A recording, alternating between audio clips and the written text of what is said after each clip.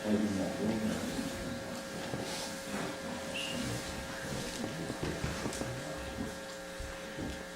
حول ولا قوة إلا بالله العلي العظيم.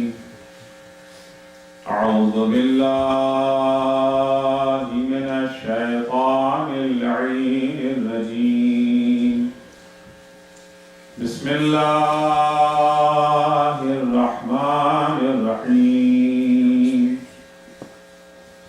الحمد لله والصلاة والسلام على رسول الله وعلى آله آل الله، لا سيما بقية الله ولعنة الله على أعدائهم أعداء الله من يومنا هذا إلى لقاء الله. أما بعد فقد قال الله: من عمل صالحا من ذكر أو أنثى وهو مؤمن فلنحيينه حياة طيبة ولنجزينهم بأحسن ما كانوا يعملون. صلوات علی محمد. اللهم صل على محمد. اس دنیا میں بہت سارے انسان بستے ہیں اور ہر ایک کی زندگی کا اپنا اسٹائل ہے. کسی کا طرز زندگی مغربی ہے، کسی کا طرز زندگی اسلامی ہے. طرز زندگی اگر الگ الگ ہیں تو ان کا نتیجہ بھی الگ الگ ہے. قرآن مجید نے دو قسم کے طرز زندگی کا ذکر کیا ہے. کچھ وہ ہیں جن کا طرز زندگی طیب ہے، کچھ وہ ہیں جن کا طرز زندگی خبیث ہے.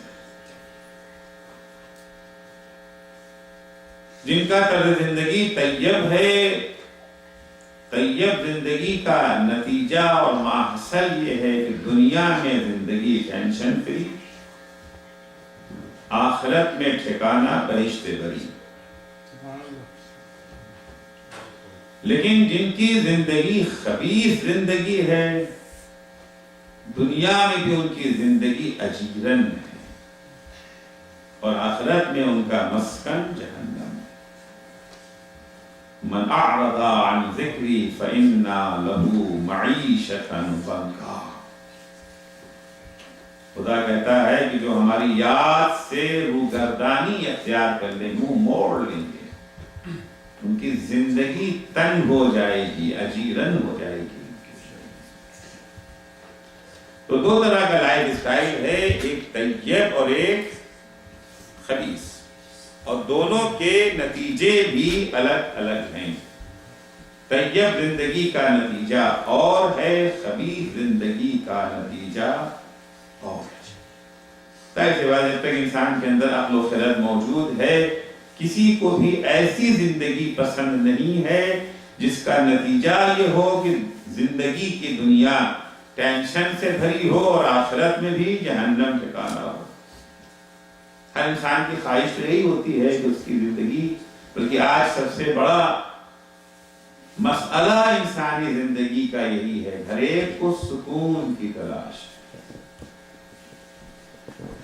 اگرچہ انسان مصداق میں غلطی کر بیٹھتا ہے کہ سکون کیسے ملے گا، جو ساری بھاگ دوڑ ہے، دولت کے پیچھے انسان بھاگ رہا ہے، کاہے کے لیے؟ خود دولت مقصود نہیں ہے، خود ڈالر مقصود نہیں ہے. ڈالر چبائے گا، کھائے گا تھوڑی اسے.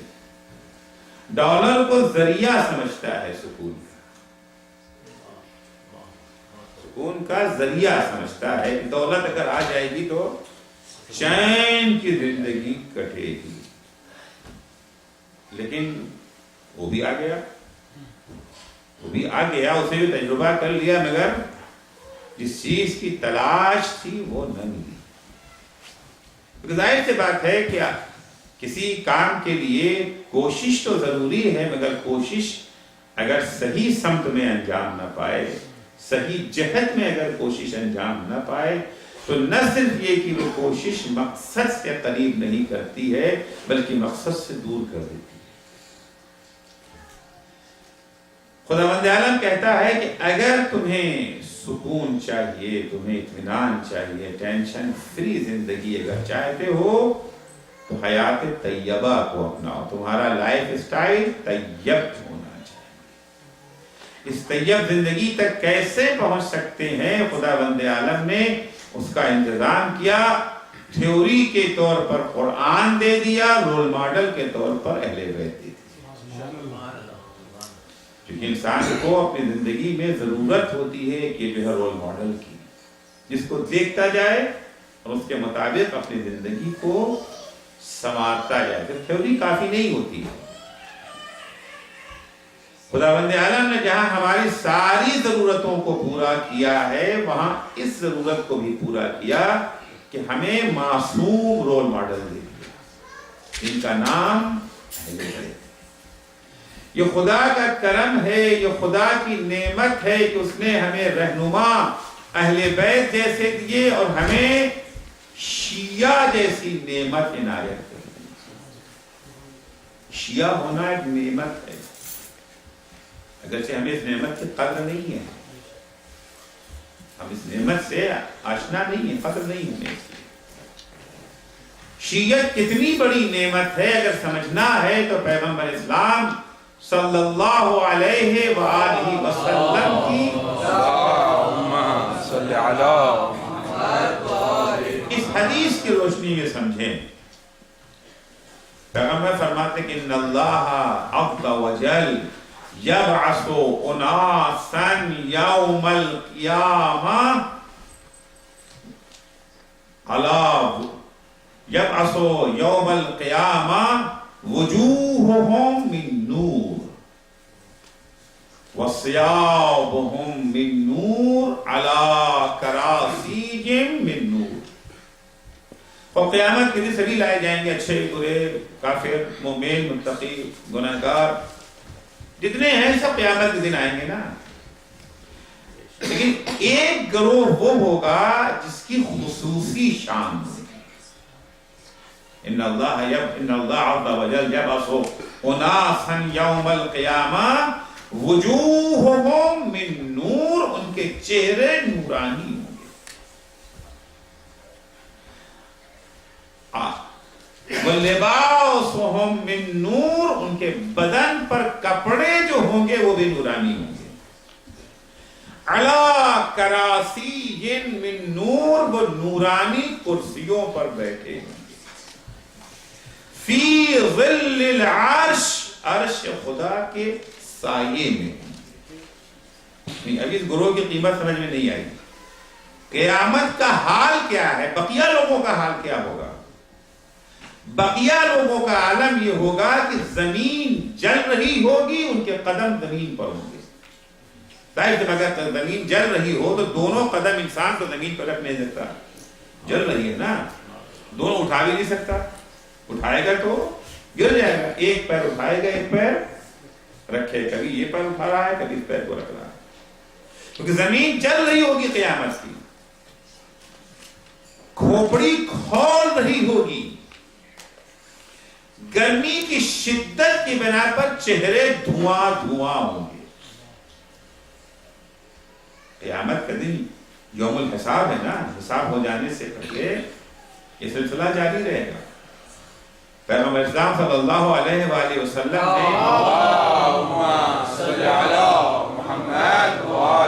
اس سمجھانے کے لیے کہ قیامت کا دن کیسا ہوگا، حساب کا دن ہے.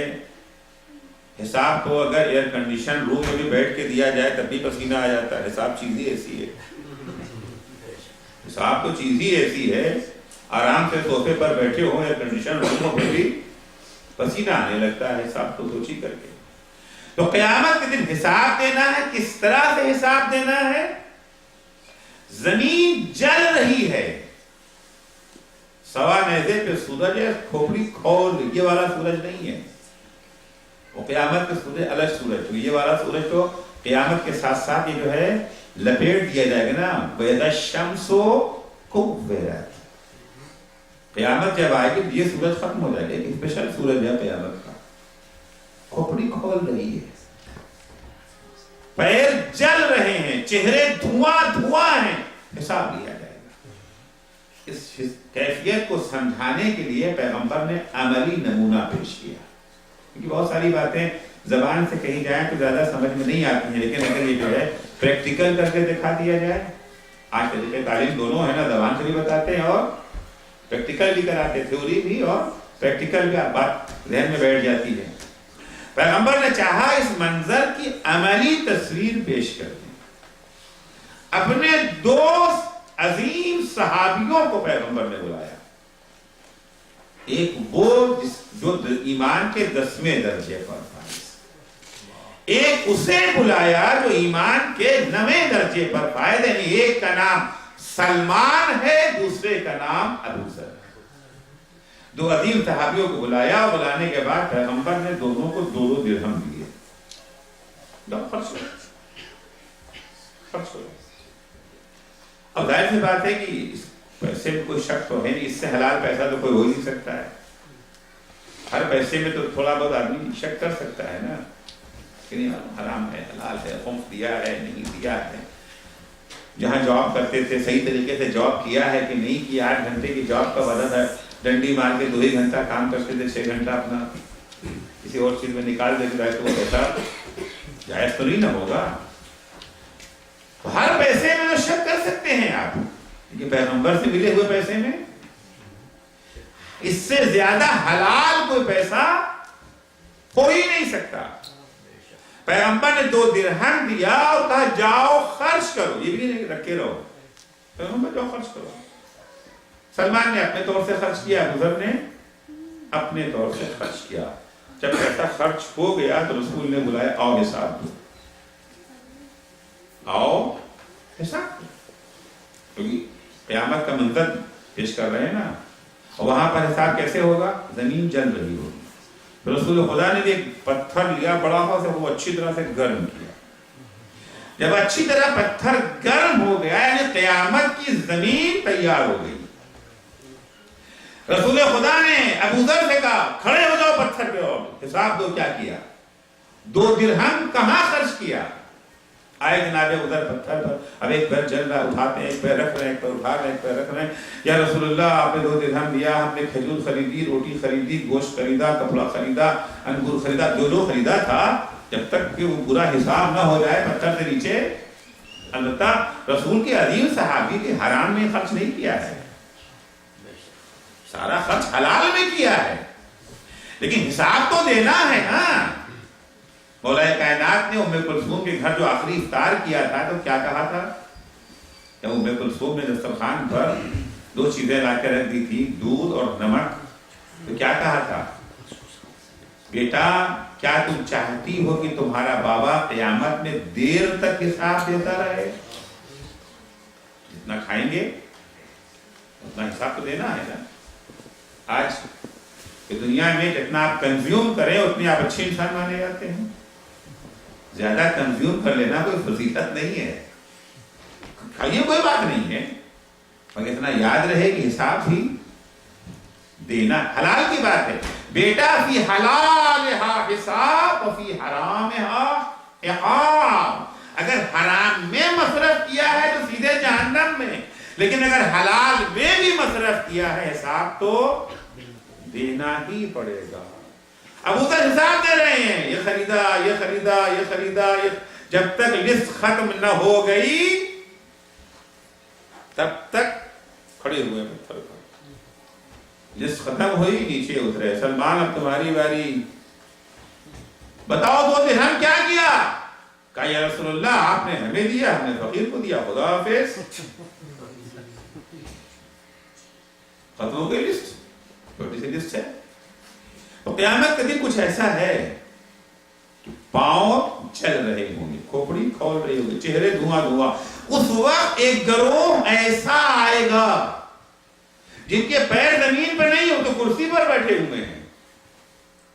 علی کراسی من نور، نورانی کرسی پر بیٹھے ہوں گے، دھوپ میں نہیں ہے. فی ظل العرش، عرش خدا کا سایہ ان کے اوپر ہوگا.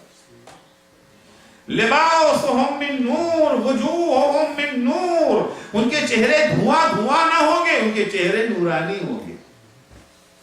فی صف الانبیاء ولیسوا بانبیاء، یہ وہاں بیٹھے ہوں گے جہاں انبیاء بیٹھے، حالانکہ یہ نبی نہیں ہے، نبی نہ ہوتے ہوئے بھی نبیوں کی صف میں.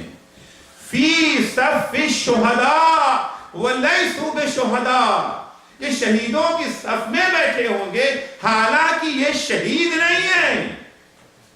تو بڑے عجیب لوگ ہیں. اب سب کی خواہش ہوگی نا کہ ہمارا شمار اسی میں ہو. اصحاب کا دل میں چلنے لگا. قال رجل منهم انا یا رسول اللہ، جو اصحاب بیٹھے تھے ایک نے اٹھ کے کہا یا رسول اللہ، ان میں سے میں ہوں. یہ وہ ہیں جنہوں نے کبھی میں کہا نہیں تھا. بہت سارا موقع آتا تھا جب پیغمبر کہتے کون ہے جو،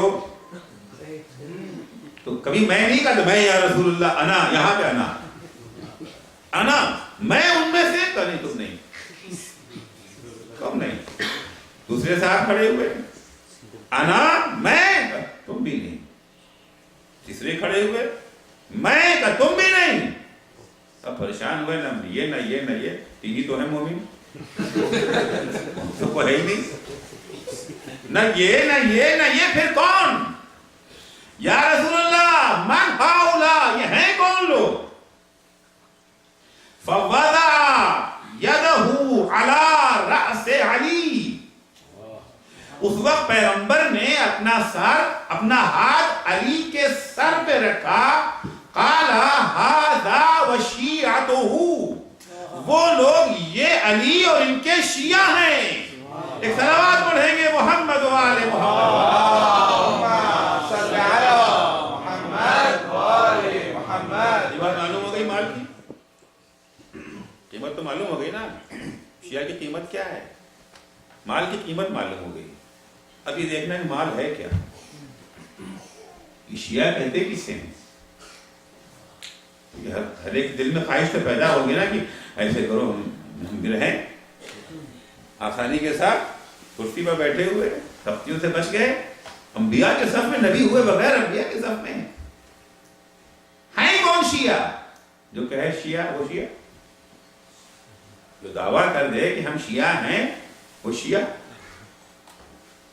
ہر دعوے کا ثبوت مانگا جاتا ہے، اور ثبوت بھی وہ جو ثبوت مانگ رہا ہے وہ جسے ثبوت مانگے جو ہے مانے.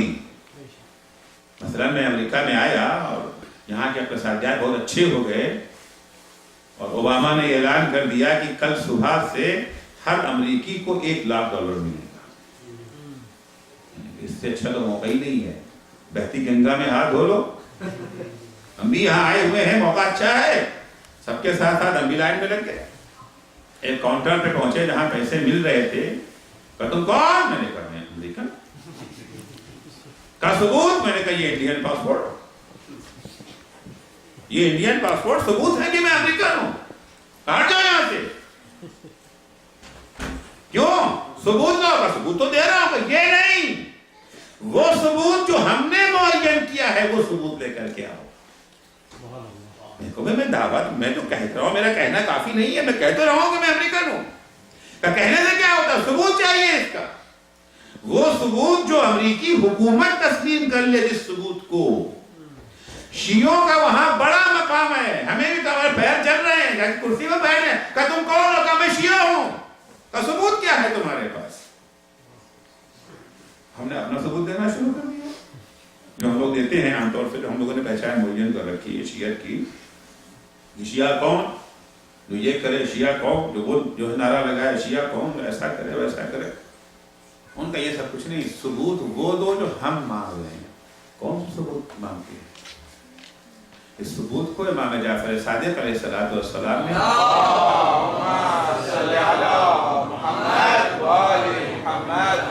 امام فرماتے ہیں امتحنوا شیعتنا، جو ہمارے شیعہ ہونے کے دعوے دار ہیں ان کو پرکھو، انہیں تولو، اس کسوٹی پر پرکھو، انہیں آزماؤ، ٹیسٹ کرو ان کا کہ شیعہ ہیں یا نہیں ہیں۔ یہ جو ہے ایک ایسی جو ہے لیب دے کے چلے گئے ہیں امام صادق جو آٹومیٹک ہے، جو کوئی کھڑا ہو جائے تو بخود سکہ ڈالے بغیر مفت میں پرکھ سکتے ہیں۔ پھر عرض کروں گا اپنے کو پرکھیے گا، دوسرے کو نہیں، اپنے کو پرکھیے گا کہ آپ شیعہ ہیں، ہم اپنے کو پرکھیں، آپ اپنے کو پرکھیں، ایک دوسرے کو نہیں کہ کل سے اس کو لے کے گھومے گا نہیں۔ امام صادق نے کہا کہ تم شیعہ نہیں ہو، دوسرے کو مت کہیے گا، اپنے کو دیکھیں کہ ہم کیا۔ امتحنوا شیعتنا، ہمارے شیعوں کو پہچانو یہ شیعہ ہیں یا نہیں۔ عند مواقیت الصلاۃ، جب نماز کا وقت آتا ہے تو دیکھو کہ شیعہ ہیں یا نہیں ہیں۔ کیف محافظتہم علیہا، وہ نماز کی کس طرح سے حفاظت کرتے ہیں۔ نماز پڑھنا اور ہے، نماز کی حفاظت کرنا اور ہے۔ نماز پڑھنے اور پڑھنے میں فرق ہے۔ تاریخ الصلاۃ لوگوں کی بات نہیں کر رہا، نماز پڑھنے والوں کی۔ امام خمینی اپنی کتاب آداب الصلاۃ میں پیغمبر اسلام صلی اللہ علیہ وآلہ وسلم سے حدیث نقل فرماتے ہیں کہ جب کوئی انسان نماز اول وقت پڑھتا ہے، اول وقت نماز کا وقت ہوا، بس کیجئے کہ 4:45 کے اوپر نماز کا وقت ہے، اس وقت اگر کوئی نماز کے لیے کھڑا ہو گیا، اسے کہتے ہیں اول وقت۔ اچھا پڑھ لیں گے 11 بجے تک، پتہ نہیں کتنے بجے تک نماز کا ٹائم ہے نا، پڑھ لیں گے، ابھی تو یہ کام ہے، ابھی تو وہ کام ہے، ابھی تو کھانا کھانا ہے، ابھی تو فلاں صاحب کو ٹیلی فون کرنا ہے، ابھی تو فلاں فائل نپٹانا ہے، ابھی تو فلاں گاہک سے کم ہوتے ہیں۔ اور اگر زیادہ ترقی یافتہ ہو گئے تو ابھی تو وہ میچ چل رہا ہے، فلاں آؤٹ ہو جائے تب جائیں، فلاں کی سینچری پوری ہو جائے، دیکھ تو انہیں کیا ہوا، کہیں ورلڈ کپ ہو رہا ہے تو باقی کیا ہے۔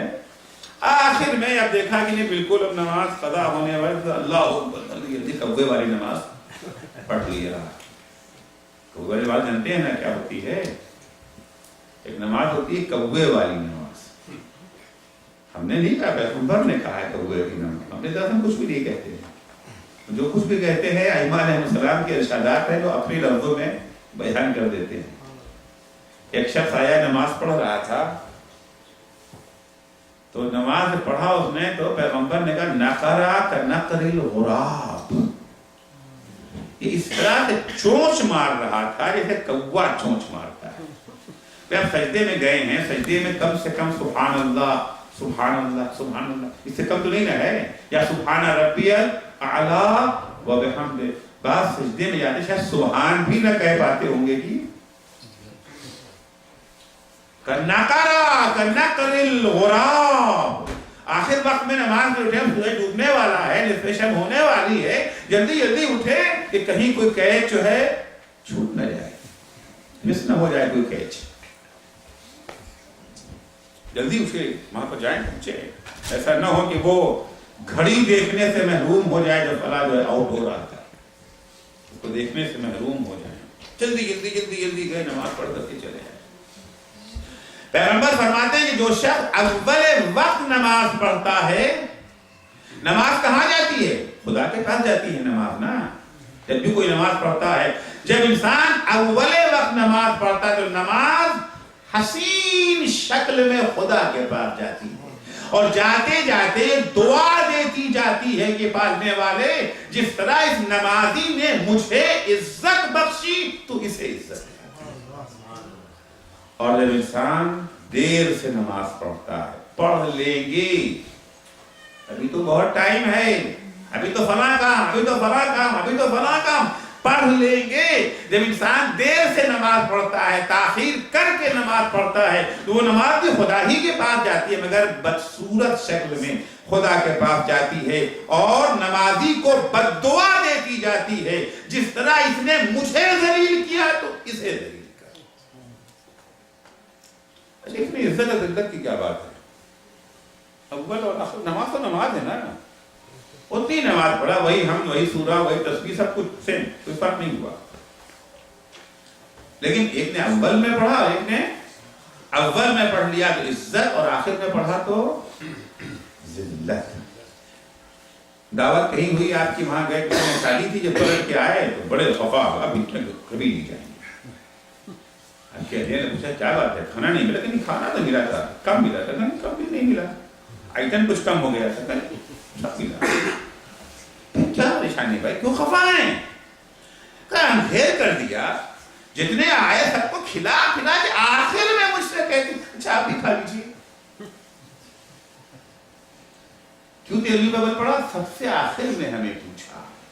عموماً جب کھانا لگتا ہے، جو بڑے عزت دار ہوتے ہیں، وی آئی پیز ہوتے ہیں، ان کو سب سے پہلے لاتے ہیں نا، آئیے آئیے آئیے. کوئی بچہ فرض کیجیے کہ چائے لے کر کے آیا دینے کے لیے، تو اور کسی چھوٹے بچے سے شروع کر، کہتے ہیں وہ بیٹھے ہیں بزرگ، وہاں سے شروع کرو نا. ہماری تہذیب میں یہی تو ہے نا کہ پہلے کس کو دیتے ہیں؟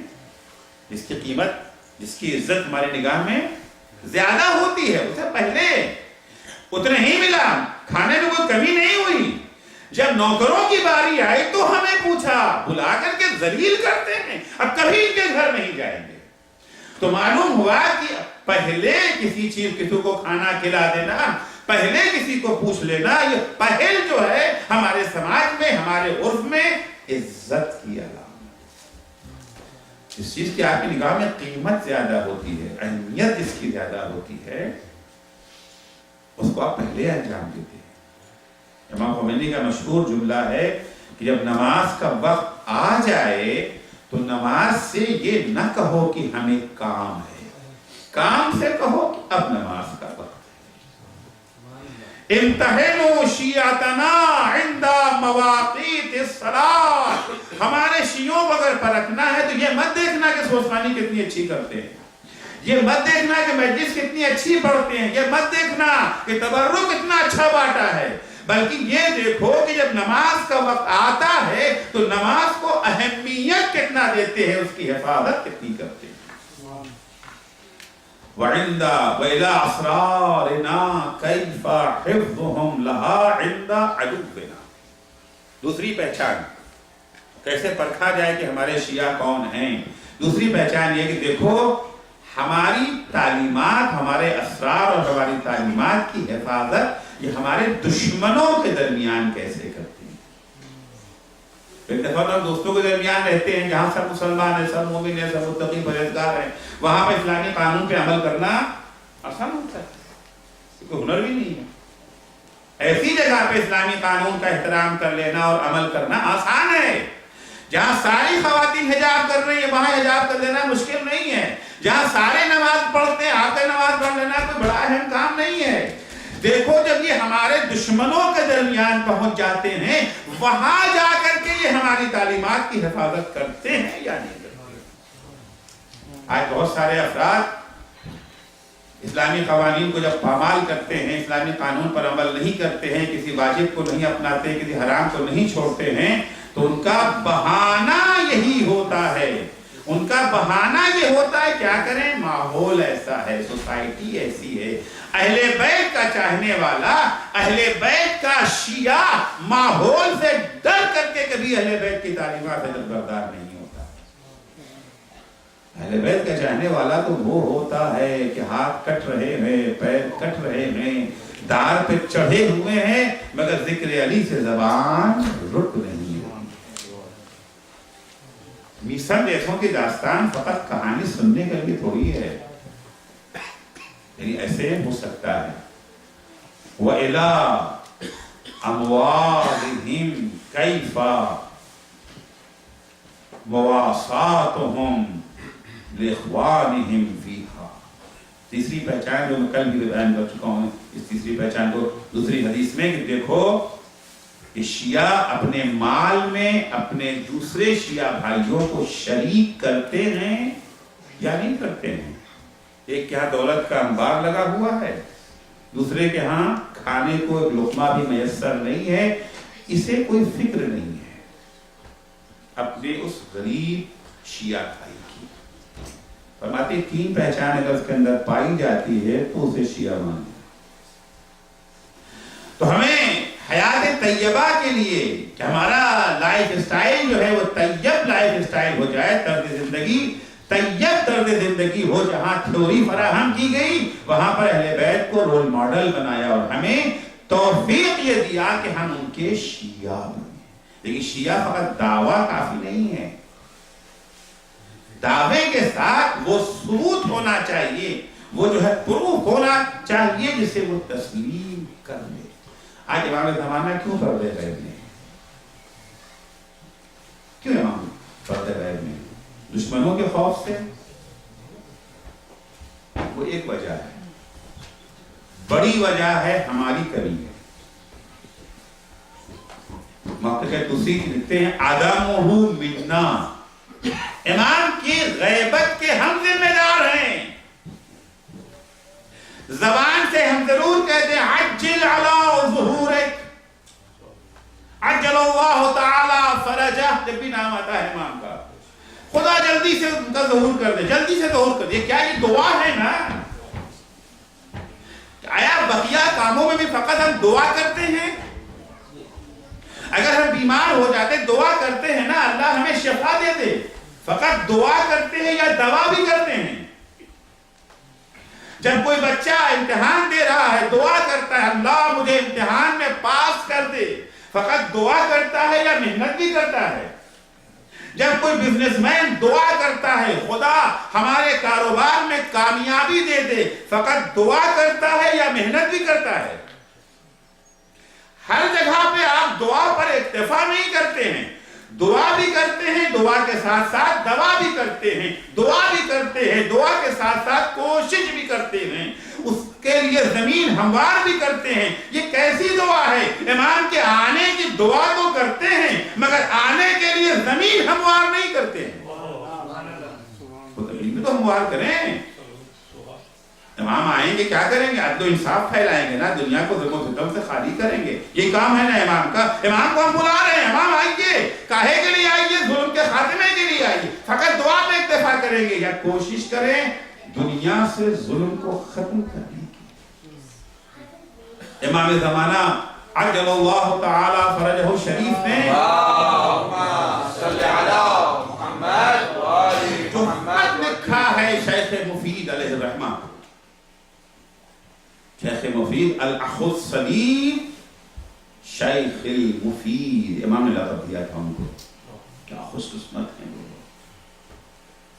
الاخ الصدیق بھائی کہا ہے، اپنے بھائی کہا ہے امام نے۔ الاخ الصدیق وہی معمولی بھائی نہیں، وہ بھائی جو سالم ہے، جو صالح ہے، جو اپنے راستے پر استحکام کے ساتھ چل رہا ہے۔ الاخ الصدیق شیخ المفید، وہ عالم جو دوسروں کو فائدہ پہنچانے والا۔ ان کے نام پر خط لکھا ہے امام نے، اس میں لکھتے ہیں ولو، ہم سب ظہور کی دعا کرتے ہیں، امام کا ظہور ہمارے ہاتھ میں ہے۔ ولو ان اشیاعنا وفقهم اللہ علی طاعته علی اجتماعهم بعہدهم لما تأخر عنهم لقاؤنا اليوم۔ ہمارے شیعہ جنہیں اللہ اپنی اطاعت کی توفیق عنایت کرے، اگر یہ اپنے اس عہد پر قائم رہتے جو عہد انہوں نے کیا ہے۔ کس سے عہد ہم نے کیا ہے؟ کب کیا ہے ہم نے عہد؟ ایک عہد تو امام سے کیا ہے۔ کب کیا ہے امام سے؟ جب ہم نے کہا کہ آپ ہمارے امام ہیں، جیسے ہی ہم کہتے ہیں کہ آپ ہمارے امام ہیں، ہمارا ایک ایگریمنٹ امام سے ہو جاتا ہے۔ کیونکہ کل میں نے امام اور ماموم کا جو رشتہ بیان کیا ہے نا، جب کسی کو امام مانتے ہیں کیا مطلب ہوتا ہے؟ امام کہاں، آپ ہمارے امام ہیں یعنی ہم آپ سے وعدہ کرتے ہیں کہ ہم آپ کے نقش قدم پر چلیں گے۔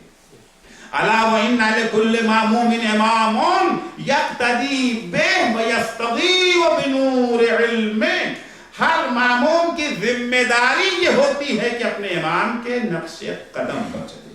تو جیسے ہی میں نے کہا کہ آپ ہمارے امام، ہم آپ کے شیعہ، مانا کیا ہو گیا؟ یعنی مولا ہم آپ سے عہد کرتے ہیں، ہم آپ کے کسی حکم کی مخالفت نہیں کریں۔ ایک عہد ہم نے امام سے کیا ہے اور ایک عہد ہم نے خدا سے کیا ہے۔ قرآن میں ہے نا الم احد الیکم یا بنی آدم اللہ تعبدوا الشیطان انہ لکم عدو مبین. اے بنی آدم کیا تم نے ہم سے یہ عہد نہیں کیا تھا کہ شیطان کی اطاعت نہیں کرو گے؟ شیطان تمہارا کھلا ہوا دشمن ہے. تو دو عہد ہے نا, ایک اللہ سے عہد کیا تھا کہ شیطان کی اطاعت نہیں کریں گے, کبھی شیطان کے راستے پر نہیں چلیں گے, اور ایک عہد امام سے کیا تھا ہم آپ کے نقش قدم پر چلیں گے. ہم اپنے عہد پر عمل کر رہے ہیں. امام کا نقش قدم کیا ہے؟ جھوٹ, فریب, دھوکہ, خیانت, گناہ, ایک دوسرے کے حق کو پامال کرنا, ایک دوسرے کی غیبت کرنا, ایک دوسرے پہ تہمت لگانا, ایک دوسرے کے اوپر بیجا الزام عائد کرنا, یہ کام امام کا تھا. خدا کا حکم کیا ہے؟ شیطان کی اطاعت نہ کرے. ہم نے عہد کیا تھا. شیطان کا کام کیا ہے؟ شیطان کا کیا کام ہے؟ جھوٹ بولنا, فریب کرنا, عصمت و عفت کے دامن کو تار تار کر دینا, یہی تو اس کا کام ہے نا. جو ہم نے امام سے عہد کیا اس پر بھی عمل نہ کیا, جو ہم نے خدا سے عہد کیا اس پر بھی عمل نہ کیا. امام فرماتے ہیں اگر ہمارے شیعہ جنہیں اللہ اپنی اطاعت کی توفیق عنایت کرے اپنے عہد و پیمان پہ قائم رہتے, ایک دن بھی ہمارے ظہور میں تاخیر نہ ہوتی. لما تأخر عنہم بلقائنا اليوم, ایک دن بھی تاخیر نہ ہو. فما يحبسنا عنہم الا ما يتصل بنا عما نکرہ, جس چیز نے ہمیں قید کر رکھا ہے. امام اپنی غیبت کو قید سے تعبیر کر رہے ہیں. جس چیز نے ہمیں قید میں بند کر رکھا ہے وہ کیا چیز ہے؟ وہ خبریں ہیں جو تمہارے سلسلے میں ہم تک پہنچتی ہیں کہ تم ان کاموں کو انجام دیتے ہو جو ہمیں ناپسند ہے. اما نکرہ, تو صرف دعویٰ کافی نہیں ہے کہ دعوے کے ساتھ ساتھ ثبوت نہ پایا جائے. عزیزو, امام کو اگر ہم نے مان لیا ہے یعنی مولا ہر چیز کو ہم آپ پر سے قربان کر دیں. ہم ان کے فدائی ہیں, وہ ہمارے فدائی نہیں ہیں, لیکن معاذ الاسف ہم ان کو اپنا فدائی سمجھتے ہیں. ہم انہیں اپنا, انہوں نے جان دے دیا, انہوں نے خون دے دیا, انہوں نے اپنا سارا گھر بار لٹا دیا, کاہے کے لیے؟ تاکہ اللہ ہمارے گناہوں کو معاف کرے. ہم گناہ کرتے رہیں اور وہ ہماری شفاعت کرے. کون بنا قربانی؟ ہم قربانی, وہ قربانی؟ وہ ہم پر سے قربان یا ہم ان پر سے قربان؟ سنی کی بات ہے نا, میں کی ریا ہے. شاید کہ کسی کے حلف سے بات نہ ہو, نہیں مولا ہم قربان آپ پر سے. یہی کہتے ہیں نا, بے ابی انتم و امی, ہم ہی نہیں ہمارے ماں باپ بھی آپ پر سے قربان. عملاً ہم کیا کر رہے ہیں؟ عملاً ہم انہیں قربانی بنا رہے ہیں, ہم ان کے لیے قربانی نہیں بن رہے ہیں. قرآن کہتا ہے کہ تم قربان کر دو ہر چیز کو. قل ان کان آباؤکم وابناؤکم واخوانکم وازواجکم وعشیرتکم واموال اقترفتموها وتجارة تخشون كسادها ومساكن ترضونها احب الیکم من اللہ ورسولہ وجہاد فی سبیلہ فتربصوا حتی یأتی اللہ بامرہ. اگر تمہاری نگاہوں میں تمہارے ماں باپ, تمہاری اولاد, تمہارے بھائی بہن, تمہاری بیویاں, تمہارے شوہر, ازواج میں دونوں آ گئے نا, عورتوں کے لیے شوہر اور مردوں کے لیے جو ہے وہ بیویاں, تمہارا کنبہ, تمہارا خاندان, تمہارا وہ مال جو تم نے اکٹھا کر رکھا ہے, تمہارا کاروبار, تمہارے مکانات, یہ خدا رسول سے زیادہ تمہیں عزیز ہیں. خدا حکم دے رہا ہے, رسول حکم دے رہے ہیں, اہل بیت حکم دے رہے ہیں, مگر کیا کریں؟ اہل بیت کا یہ حکم ہمارے بزنس کو نقصان پہنچانے والا ہے. بزنس کو بچائیں یا اہل بیت کی بات سنیں؟ جاب کو بچائیں یا اہل بیت کی بات سنیں؟ سوسائٹی میں اپنا مقام دیکھیں یا اہل بیت کی بات سنیں؟ کیونکہ بات سننے کی, عمل کرنے کے بنا پر تھوڑی سی سوسائٹی میں ہماری ذلت ہو جائے گی, البتہ یہ ہمارا وہم ہوتا ہے کہ ہم ذلیل ہو جائیں گے. کوئی بھی راہ خدا پہ چل کے آج تک ذلیل نہیں ہوا ہے. جس نے بھی راہ خدا میں قدم بڑھایا ہے بظاہر ذلت نظر آ رہی تھی لیکن انجام عزت کی شکل میں ہوا. جس وقت جناب زینب کبریٰ رسن بستہ یزید کے سامنے کھڑی تھی، یزید کیا کہہ رہا تھا؟ تذل من تشاء وتعز من تشاء. اللہ نے ہمیں عزت دے دی، تمہیں ذلیل کر دیا. آج دنیا میں کون عزیز ہے کون ذلیل ہے؟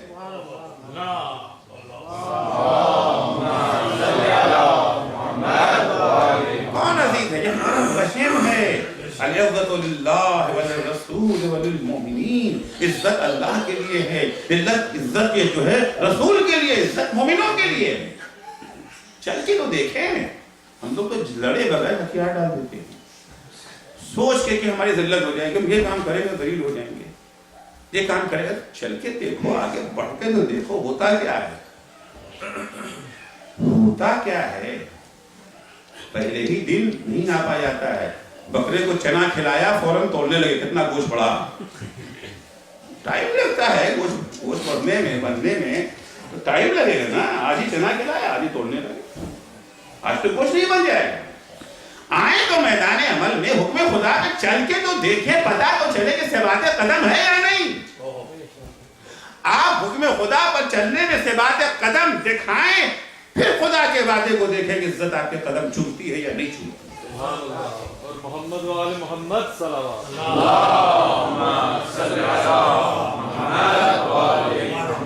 امام خمینی نے تحریک انقلاب شروع کی، شان اٹھا کے چل رہے ہیں. بظاہر تو ہتھوڑی بنا کر کے ذلت لگتی ہے نا، ہتھوڑی پہنتے ہوئے ذلت لگتی ہے. انجام کیا ہوا؟ کون ذلیل ہوا؟ آج کون صاحب عزت ہے؟ آج کون ذلیل ہے؟ مراجع ہمارے بہت سارے مراجع گزرے ہیں، ایک سے ایک مرجع، ایک سے ایک عظیم القدر جلیل القدر، سب کے سب واجب الاحترام. لیکن جتنی عظمت امام خمینی کو ملی کسے ملی؟ کسے ملی اتنی عظمت؟ یہ وہ چیز ہے جو خدا داد ہے. ان سعادت جزور بازو نیز تا نہ بخشت خدا یہ بخشت دے. یہ خدا داد چیزیں ہیں، خدا جسے عطا کر دے. ہم نے اپنے امام سے ایک عہد کیا، وعدہ کیا. امام فرماتے ہیں کہ وہ چیزیں جو ہمیں ناپسند ہیں جب تم اسے انجام دیتے ہو، اس بنا پر ہماری قید کی مدت بڑھتی جا رہی ہے. جتنا ہمیں امام کے ظہور کا انتظار ہے اس سے زیادہ خود امام کو اپنے ظہور کا انتظار ہے، اس سے زیادہ انہیں طلب ہے، اس سے زیادہ انہیں خواہش ہے. لہذا وہ غیبت کو قید سے، ان لوگوں کو تو اثر نہیں پڑتا ہے، امام آئے نہ آئے تو زبان سے کہہ دیتے ہیں اجل اللہ تعالیٰ بہت ہوا ہے، آج آنسو کبھی کبھار نکل گئے آنکھوں سے، لیکن نہیں آئے تو نہیں آئے. پریشانی ہوتی ہے، صبح سو کے اٹھے امام کو ظہور ہوا، نہیں بچا نہیں ہوا. ہماری بات یہی نا بھائی، زبان سے کہنے سے کچھ نہیں نہ ہوتا. زبان سے آپ کچھ بھی کہتے، سبھی زبان سے کہتے. زبان سے تو لوگوں نے غدیر میں کہا تھا بخیر بخیر لگا اپنا آگے، کہا تھا کہ نہیں کہا تھا؟ تو انہوں نے کہا کہ ہمارے مولا ہو گئے، مبارک ہو بجٹ نکل گیا. اور بعد میں اصل چیز جو ہے زبان سے کہہ دینا نہیں، عملی مسائل. تو خداوند عالم نے حیات طیبہ کے لیے ہمیں کچھ شخصیتیں، کچھ ہستیاں ہمیں دی ہیں. یہ تمہارے لیے جو رول ماڈل ہے. انہیں اگر تم نے اپنا رول ماڈل بنا لیا، ان کے نقش قدم پہ اگر چلو گے، تمہاری زندگی حیات طیبہ میں تبدیل، طیب زندگی، دنیا میں ٹینشن فری، اور آخرت میں بہشت بری میں تمہاری جگہ ہوگی. اہل بیت علیہ السلام کے زندگی جو ان کا طرز زندگی ہے، ان کا لائف اسٹائل ہے، اس کے بنیادی اصول میں سے سب سے اہم اصول ہے خوف خدا. خدا سے ڈرتے تھے، غیر خدا سے نہیں ڈرتے تھے. دونوں چیز ساتھ میں ہیں. جو خدا سے ڈرے گا وہ غیر خدا سے نہیں ڈرے. جو قوانین کی رعایت کرتے ہیں، جرمانے کا ان کو خوف ہوتا ہے. وہ یہ جو ہے ڈرائیور جو گاڑی چلاتا ہے مکمل قانون کی پابندی کرتے ہوئے، ٹکٹ کا اس سے کیا خوف ہے؟ ارے وہ پولیس کھڑی ہے، وہ کھڑی رہے، ہمیں کیا پولیس کا خوف؟ خوف اسے ہوتا ہے نا جو قانون کی خلاف ورزی کر رہے، بیلٹ نہیں لگایا ہے، اسپیڈ زیادہ ہے، فلاں نہیں، کوئی کمی ہوتی تب ہوتا ہے ڈرنا. لیکن جو قانون سے ڈرتے ہیں پھر وہ پولیس سے نہیں ڈرتے ہیں. جو خدا سے ڈرتے ہیں پھر انہیں کسی کا خوف نہیں. قرآن مجید میں جہاں جہاں کہا گیا ہے کہ ان سے نہ ڈرو، ہم سے ڈرو. الذین یبلغون رسالات اللہ ویخشونہ ولا یخشون احدا. جو اللہ کے پیغام کو پہنچاتے ہیں وہ اللہ سے ڈرتے ہیں، اس کے سوا نہیں ڈرتے ہیں. دونوں چیزیں ایک ساتھ نہیں ہو سکتی. خدا سے بھی ڈرتے ہیں اور غیر خدا سے ڈرتے ہیں. اگر غیر خدا کا خوف ہے دل میں، اس کا مطلب ہے کہ خدا کا خوف نہیں، خدا کا خوف نہیں ہے. ایک نمونہ پیش کر کے میں سماپت کروں. بہت جلدی وقت ختم ہو جاتا ہے، باتیں ختم نہیں ہو پاتی، لیکن ٹائم ختم ہونے لگتا ہے. تو جنگ احد ہے. جنگ احد کا آپ کو معلوم ہے کہ جنگ احد کا نتیجہ بڑا تلخ تھا.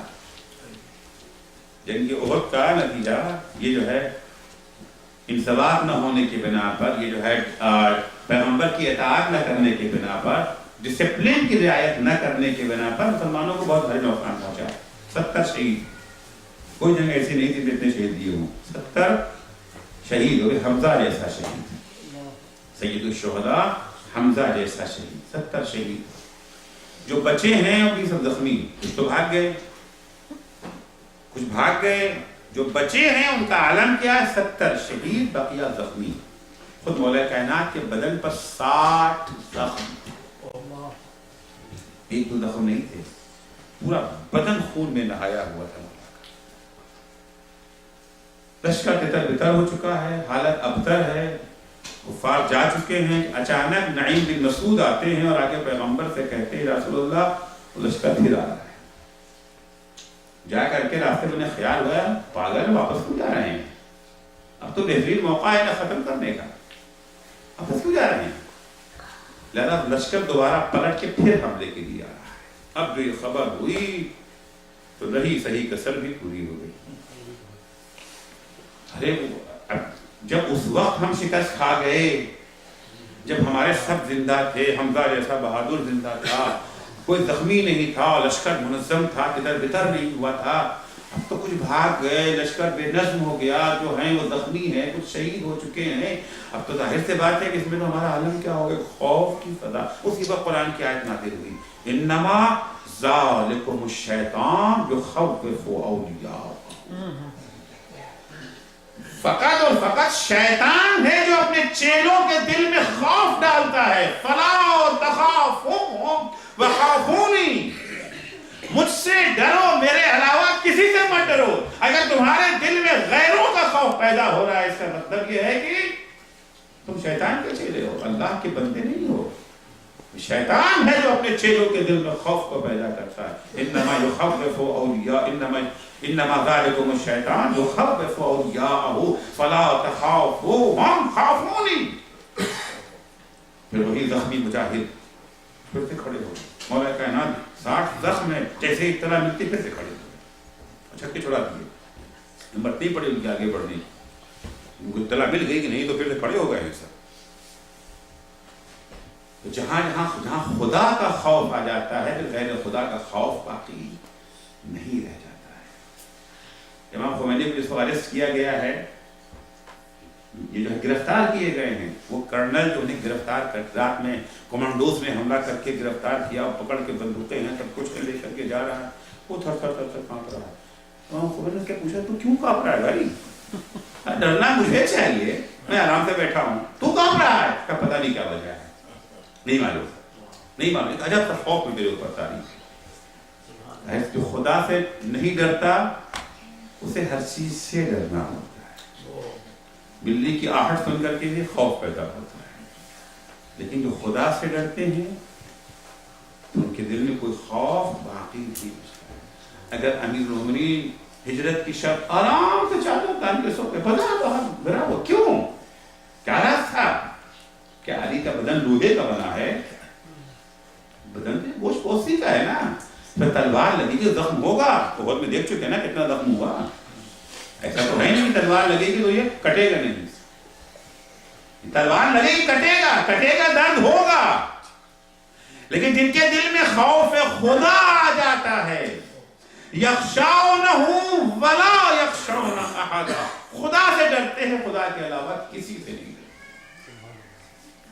آپ دیکھیں کربلا میں اگر 72 اتنے بے خوف ہو کر بڈر، 72 اور 30,000 کا مقابلہ ہوتا ہے، کوئی لڑا ہے آج تک کوئی لڑا ہے؟ فوراً جو ہے سلو کی باتیں ہونے لگتی ہیں نا، جب دیکھتے نہیں کہ بھائی ہمارے جنگ کی پوزیشن نہیں ہے، اسلحہ نہیں ہے، یہ نہیں، تو کسی طریقے سے سمجھوتا ہو جائے۔ کوشش کرتے کہ نہیں کرتے؟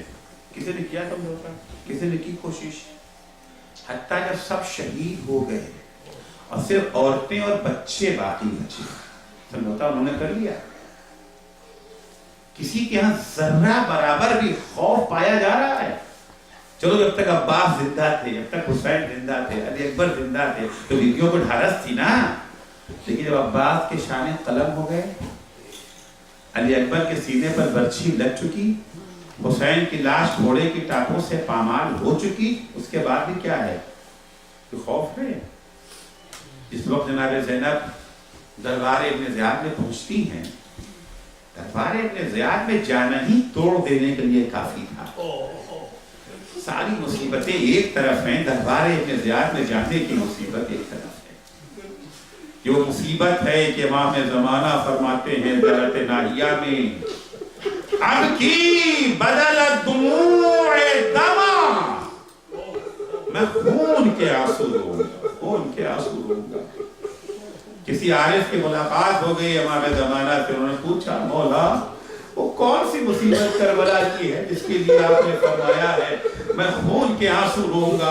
کیا یہ وہ مصیبت ہے جب قاسم کی لاش گھوڑے کی ٹانگوں سے پامال ہوئی تھی؟ امام نے کہا نہیں، یہ وہ مصیبت ہے کہ قاسم اگر زندہ ہوتے وہ بھی خون کے آنسو روتے۔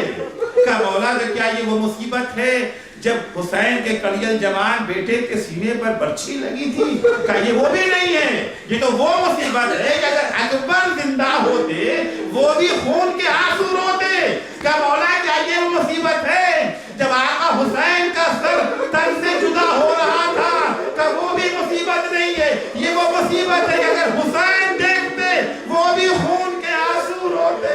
مولا یہ وہ کون سی مصیبت ہے؟ کہا یہ وہ مصیبت ہے جب بیویاں براہ راست بازاروں میں پھرائی جا رہی تھی۔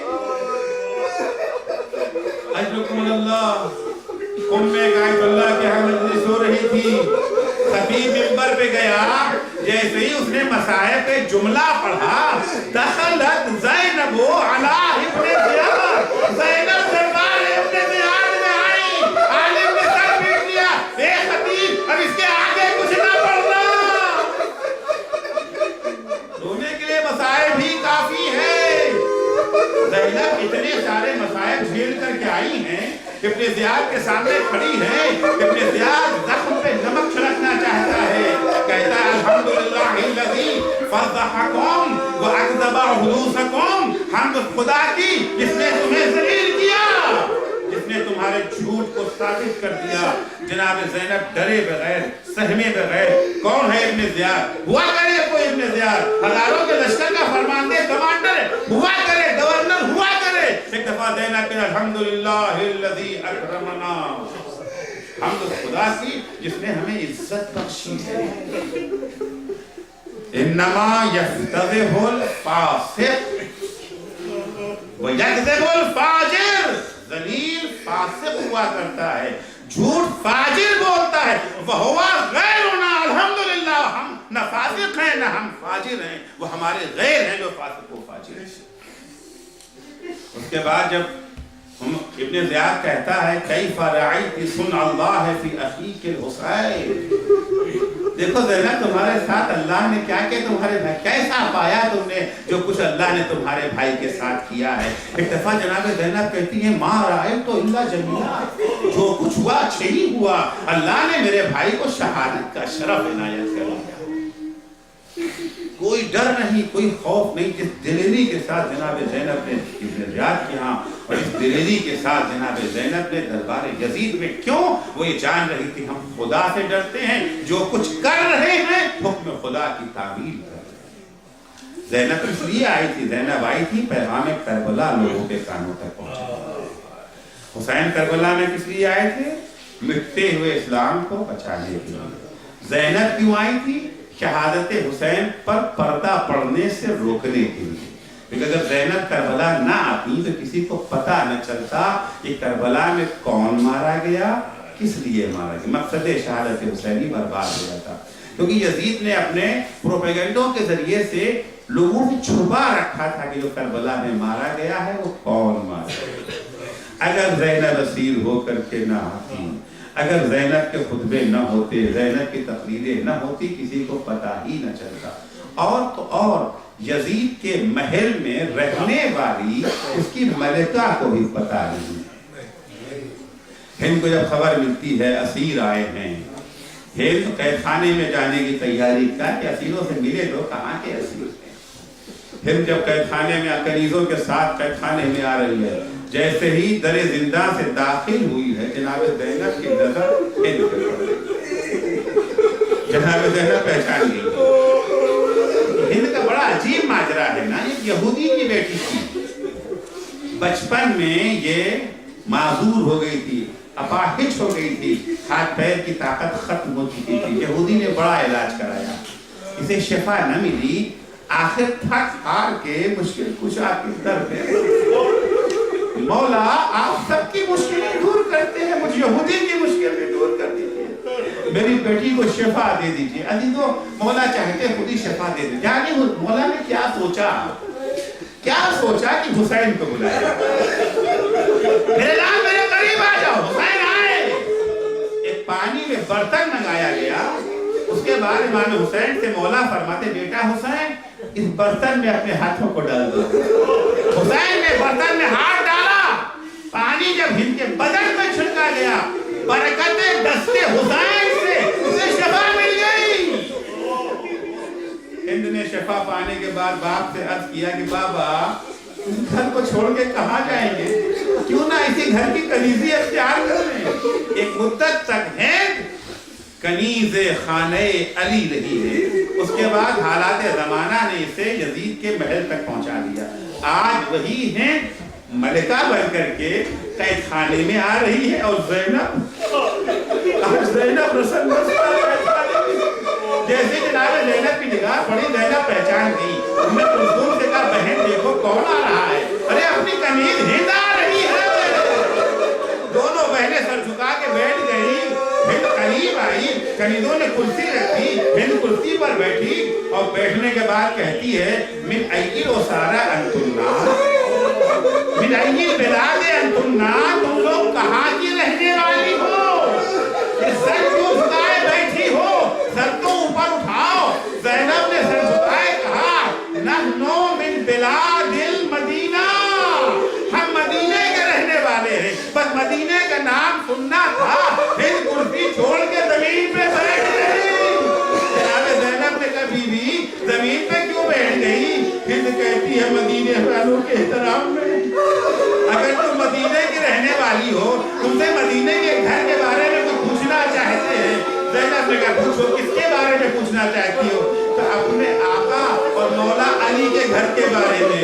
جناب زینب نے کہا علی تو دنیا میں نہ رہے گا، وہ تو مجھے معلوم ہے، لیکن میرا آقا حسین تو ہے، میری شہزادی زینب تو ہے، میں اپنے آقا حسین کے بارے میں جاننا چاہتی ہوں، اپنی شہزادی زینب کے بارے میں۔ ایک دفعہ زینب نے کہا یا ہند ان سألت عن الحسین فہذا راسہ بین یدی یزید، اگر تو حسین کے بارے میں جاننا چاہتی ہے، وہ سر جو یزید کے سامنے رکھا ہوا ہے وہ حسین ہی کا سر تو ہے۔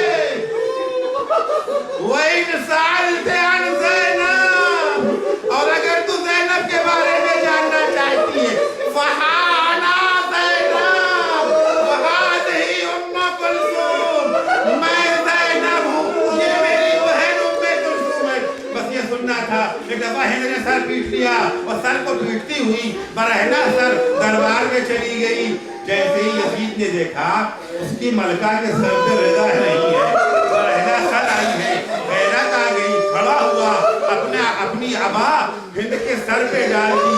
ہند کہتی ہے بیلک یا یزید، ارے لعنت ہو تجھ پر ہے یزید، اخذت حمیت علیہ، آ گئی نا میں نے پردہ چلی آئی وما اخذت کلہنیہ علی بنات رسول اللہ لیکن رسول ذاتیوں کے بارے میں تجھے کوئی غیرت نہیں آئی اب دیتا وہ شبہ اٹھنا ان کے سر کی چادریں چھین لی برائے ناصر دیار بدیار میں پھرا رہا ہے الا لعنت اللہ علی قوم الظالمین وَسَيَعْلَمُ الَّذِينَ ظَلَمُوا أَيَّ مُنقَلَبٍ يَنقَلِبُونَ بار اللہ واسطہ ہے محمد و آل محمد کا ہماری مختصر سی عبادت کو قبول فرما معبود صدقے میں اہل بیت اطہار کے ہمیں توفیق عنایت فرما ہم نماز کو اہمیت دے سکیں تعلیمات اہل بیت کو ہر حال میں اپنے سینے سے لگائے رہیں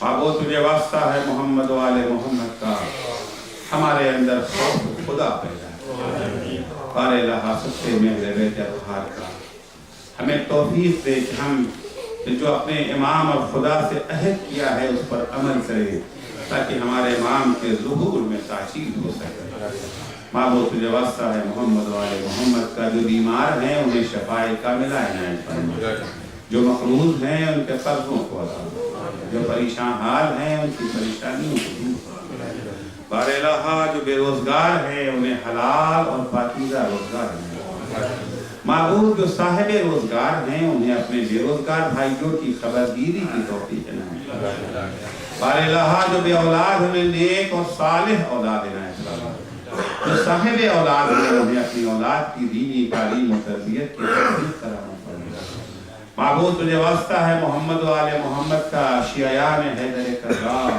محبان اہل بیت عزاداران سید الشہداء جہاں کہیں بھی ہیں ان کی حفاظت فرما ان کے دشمن اگر قابل اصلاح ہیں تو اصلاح و اللہ انہیں نیست و نابود فرما بار الہ مراجع کرام اور رہبر معظم انقلاب کی حفاظت فرما معبود امام زمانہ کے ظہور میں تعجیل فرما جب حضرت کا ظہور ہو تو ہمارے اعمال ایسے ہوں کہ ہم ان کے اسباب و اثار میں شمار ہو سکتے اللہم عجل فی فرج مولانا صاحب الزمان وجعلنا من عوانہ وانصارہ درخواست ہے سورہ فاتحہ کی مرحومین سید اعجاز حسین جعفری سید لطف حسین رضوی سیدہ بیگم جعفری عابدہ بیگم جعفری کنیز رضا رضوی بسم اللہ الرحمن